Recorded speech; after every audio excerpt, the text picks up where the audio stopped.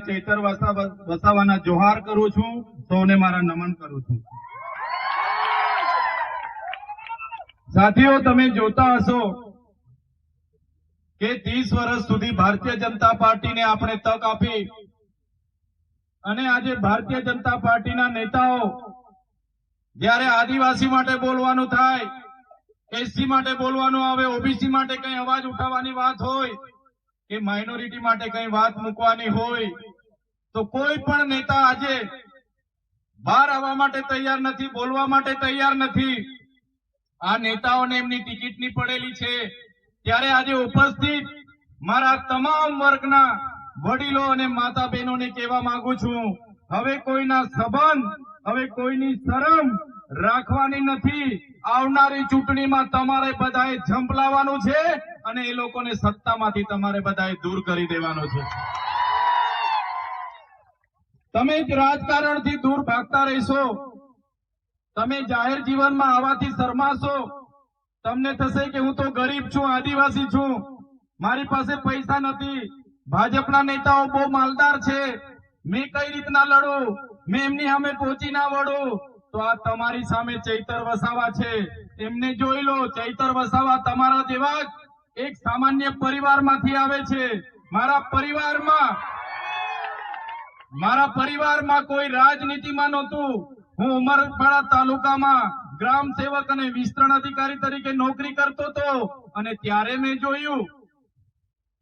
જોયું કે ભાજપના નેતાઓ તો બધા ભણેલા ગણેલા કઈ છે નથી, તેમના કરતા તો હું સારું ભણેલું છું અને આ નેતાઓના આદેશો અમારે માનવાના, નેતાઓના કહેવું કામ અમારે કરવાનું અને પછી મેં રાજીનામું મૂકી દીધું અને રાજનીતિમાં આવી ગયો।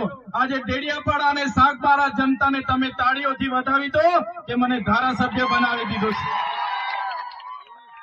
એટલા માટે ડેડિયાપાડા અને સાગબારાની જનતાને યાદ કરવી પડે કે ભારતીય જનતા પાર્ટીના વચનોમાં આવ્યા વગર, ભારતીય જનતા પાર્ટીના લોભ લાલચમાં આવ્યા વગર, કોઈના પૈસામાં આવ્યા વગર, કોઈના દારૂ અને ચવાણામાં આવ્યા વગર અમારી ડેડિયાપાડા અને સાગબારાની જનતા અમારા જેવા યુવા નેતાઓને ધારાસભ્યમાં ચૂંટીને ગાંધીનગર મોકલ્યા છે।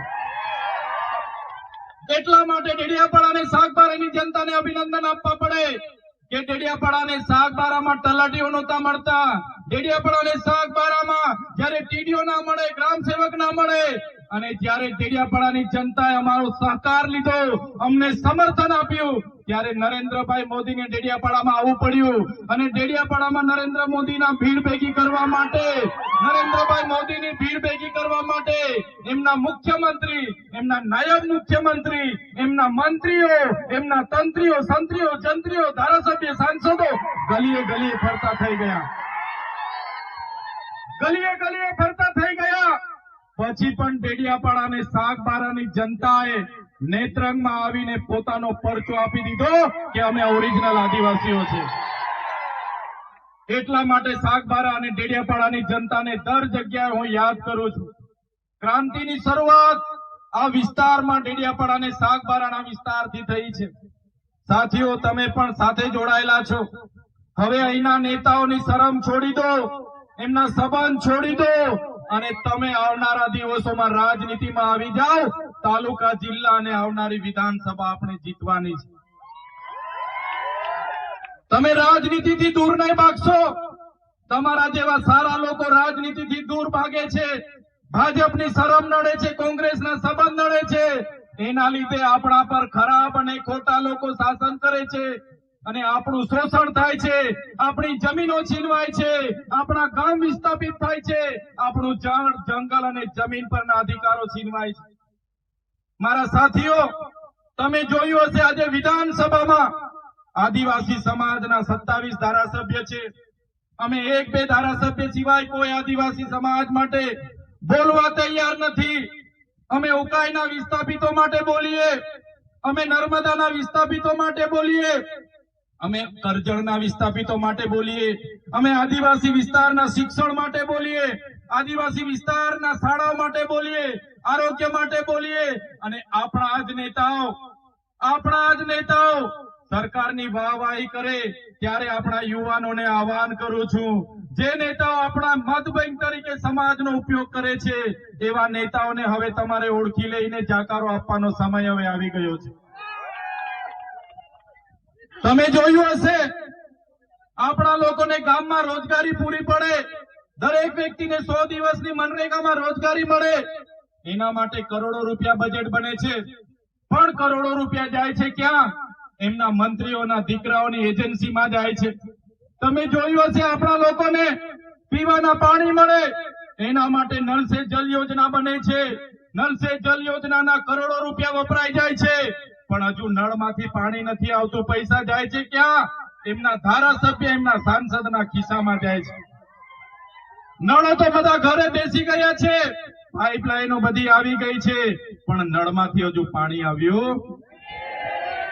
પાછળવાળા બોલતા નથી. પાણી આવતું હોય તો કેજો ભાઈ. પાણી આવતું ત્યારે આદિવાસીઓના બજેટમાંથી આજે આ લોકો વિકાસ સપ્તાહના રથો લઈને ગામડે ગામડે પ્રોગ્રામો કરે છે, અમૃત મહોત્સવના પ્રોગ્રામો કરે છે, ગૌરવ યાત્રાઓ કાઢે છે, આ લોકોની માર્ચ યુનિટી કાઢે છે. એ પૈસા કોના છે? એ પૈસા જનતાના છે. તલાટીઓને, આંગણવાડીઓને, ગ્રામ સેવકોને, નરેગાના કર્મચારીઓને, ડીઆરડીના કર્મચારીઓને, બધા લોકોને ભીડ ભેગી કરવા માટે લગાડી દે છે. ત્યારે આ સરકાર પાસે પોલીસનો એક હથિયાર છે, કર્મચારી એક હથિયાર છે. એમના ઉપયોગ કરીને આજે ગ્રાન્ટો વાપરવાની, તાઇફાઓ કરવાના. પણ મારી જનતાને હું કહેવા માંગુ છું, તમારા બજેટથી, તમારા ટેક્સથી પગાર લેનારા અધિકારીઓ હોય કે અમારા જેવા નેતાઓ હોય, એમને પણ હવે તમારે જાગી જવાનું છે. તલાટીથી લઈને કલેક્ટર સુધીના તમામ લોકો તમારા નોકર છે. અમારા જેવા ધારાસભ્ય પણ તમારા સેવક છે. અમને પણ પગાર તમારા ટેક્સ માંથી મળે છે. કોન્સ્ટેબલ થી લઈને એસપી સુધી, ડીઆઈજી થી લઈને આઈજી સુધી, તલાટી થી લઈને કલેક્ટર સુધી જેટલા પણ અધિકારીઓ છે એમનો પગાર તમારા ટેક્સ માંથી આવે છે. એમનો પગાર તમે ચૂકવો છો, અમારો પગાર પણ તમે ચૂકવો છો. જેટલા પણ અધિકારીઓ છે એ તમામ અધિકારીઓ તમારા સાહેબ નથી, એ તમારા નોકર છે. નોકર. અમે તમારા સાહેબ નથી, અમે તમારા સેવક છે. અમને પણ તમારા ટેક્સ માંથી પગાર મળે છે. મહિનો થાય ને અમારામાં પગાર જમા થાય છે, એ પૈસા પણ તમારા છે. અમે પણ તમારા સાહેબ નથી, અમે પણ તમારા સેવક છે. ત્યારે આ બજેટનું રકમ જે એમના તાઇફાઓમાં વપરાય છે એના માટે પણ આપણે જાગવું પડશે સાથીઓ. અહીંયા પોલીસના કેટલાક અધિકારીઓ છે, કેટલાક કર્મચારીઓ છે, એમના માટે જોરદાર આપણે તાળીઓ પાડી લો. પણ કેટલાક પોલીસ અધિકારીઓ એવા પણ છે જે અહીંના ધારાસભ્યના ઈશારે, અહીંના સાંસદના ઈશારે, એમના કેટલાક ગૃહમંત્રીના ઈશારે અમારા લોકોને ખોટી ખોટી રીતે હેરાન કરે છે. એવા પોલીસ અધિકારીઓને પણ હું કહેવા માંગુ છું, 2027માં અમારો સમય આવે છે. 2027માં અમારો સમય આવશે. અમે તમારા જેવા પોલીસ અધિકારીઓ જે ભ્રષ્ટાચારી છે, હપ્તાખોરી કરે છે, જે લોકોને રાતોરાત કરોડપતિ બનવું છે, એવા લોકોને પણ પ્રમોશન આપીને સાબરમતી જેલમાં મોકલવા માટે અમે તૈયાર છીએ.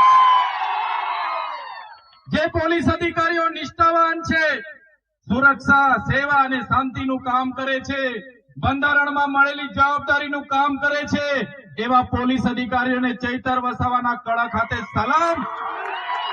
પણ જે પોલીસ અધિકારીઓ અમારા લોકોને હેરાન કરે છે, પરેશાન કરે છે, એ પોલીસ અધિકારીઓને આ મંચ પરથી કહેવા માંગુ છું, અમારો સમય આવવાનો છે અને અપના ટાઈમ આएगा.